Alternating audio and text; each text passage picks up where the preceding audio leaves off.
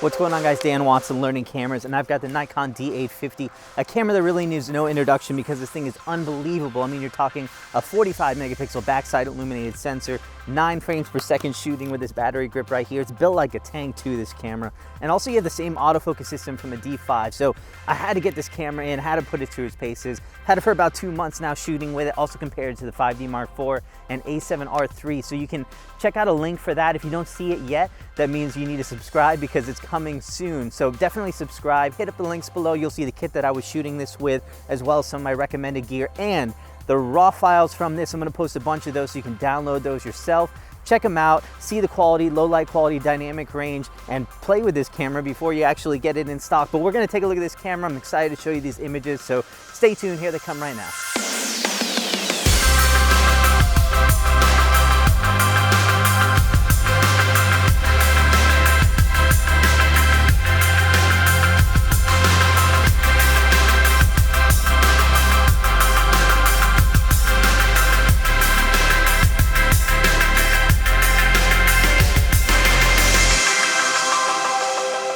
So first let's talk hardware, because there's a lot to talk about here. I mean, in an age where smaller mirrorless cameras are really picking up steam, the Nikon kind of goes the opposite direction. It gains weight. We're talking about 2 pounds right here, just over, which makes it a 1/4 pound heavier than the Canon 5D Mark IV and a 1/2 pound heavier than the A7R III. So this is really a tank. The good news for that is it feels like it. I mean, if I were to pick one of those cameras to throw off a bridge and expect it to survive, this would be the one that I would try first. It feels heavy duty. Everything is really in its place. The ergonomics of this camera are amazing, with one exception, I would say. And overall, it's just an unbelievable heavy build camera to use if you were to take a camera and need it for a wildlife wilderness shoot, or really to endure just about anything you might expect. This is going to be the camera to get. Now, now we have a flip out touchscreen, which is really cool, and it should be a way more useful than it really was. And we'll talk about a little bit more about the live view operation of this.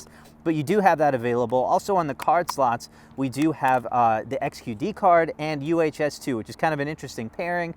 I don't know why they didn't just go with dual UHS-2 for this one. The downside is that only Sony is really making XQD cards right now, and the good news is that it's actually cheaper now than a UHS-2 card. Walking around the body, I will say that the only thing that kind of annoys me about this camera is the location of this AF module. I mean, with smaller lenses like this, it's not too bad. My hand is pretty close to the body, but with the battery grip and large lenses, it's really difficult to get to this. It's just not in a good place. I can't see a reason why I would want it here. It's been there for a while, so if you're a Nikon shooter, you kind of got used to it, but it's the only thing about this camera that I would really like to see changed. It wasn't that long ago either that the Nikon D800 really set the standard for quality with a 36 megapixel sensor, and now the D850 one-ups that with a 45 megapixel backside illuminated sensor. And when I say the quality is amazing, we're talking about competing with medium format cameras amazing. I mean, it easily puts to shame just about every other camera on the market, and it is really the pinnacle right now for full frame DSLR quality. Now, with that 45 megapixels, normally we would expect low light results to not be that great, but thanks to that backside illuminated sensor, I would say that we're right up there with what Canon and Sony are doing. It's certainly no worse. It's a little disappointing that we're not seeing a big jump in low light quality, but it is easily just as good, if not a little bit better than most of those cameras, and better than the D810, and that's great to see. And the other thing it normally hits is pretty hard with that high resolution sensor is frame rate, and this is something that's absolutely unbelievable. We have 7 frames per second in there. This is matching Canon's 5D Mark IV, and then with this battery grip, we can now up it to 9 frames per second, which even beats the new A7R III I'm using this with, and that only gets 8 frames per second. So being able to shoot, I mean, if you're a sports and wildlife photographer on this, you'd be stupid not to consider this camera. 45 megapixels, high resolution, being able to shoot at 9 frames per second with Nikon's excellent lens lineup is absolutely stunning. I think this is a game changer for so many industries right here. So, it really is unbeatable being able to get that. We have the same autofocus system too from the Nikon D5. That's 153 points, 99 cross-type points. It is one of the best autofocus systems that I've seen. You have 3D tracking, face detection, all of the high-end features that you would expect in this, and it really blew away both of the other cameras in all of my tests. So yeah, complete quality, and the speed and the autofocus system really puts this into a completely different level of camera, and really puts to shame even Nikon D5s and 1DXs in so many areas. This is a camera that almost everyone is going to get excited about. Connectivity wise, we have Bluetooth and Wi-Fi, no NFC, which I guess is the only slight disappointment on that. We do have that in the A7R III, but other than that, the features on here are amazing. We also have silent shooting. We can shoot in live view up to 6 frames per second, just not with continuous AF.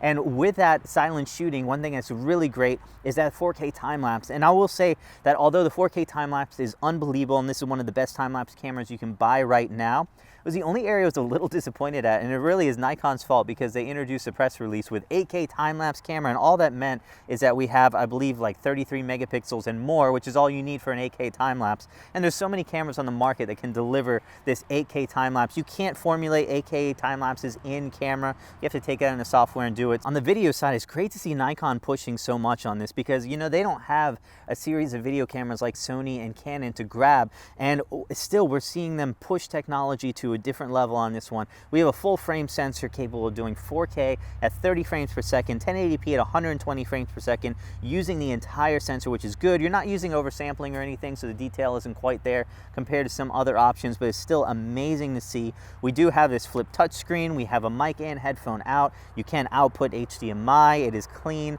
It is only 8-bit, so that's the only negative on that one. But overall, we also have like, you don't have log profiles, but you do have flat profiles that are going to be able to be used for that. And yeah, I mean, for what the technology that Nikon has available, it's great to see them doing this. When you have other cameras like Canon's 5D Mark IV that's a 1.7x crop to shoot in 4K and it's motion JPEG, it's just sad to see cameras like that have so much technology at their disposal and yet not use it. The Nikon D850 is using all the technology that Nikon has available. It's still not going to quite compete with the A7R III for video, but it is amazing in and of itself what it can do, and most people will be pretty happy with it. But that brings me back to the one big negative with the D850, and that's going to be the live view performance. I mean, you have this touchscreen with this flip out screen, which is amazing, and all this video features and silent shooting and 6 frames per second, and then we just don't have autofocus that's really useful. I mean, point to point is okay. It's kind of useless in most scenarios. I think it just struggled a lot of times, especially with longer lenses, and then continuous autofocus is basically unusable on that one.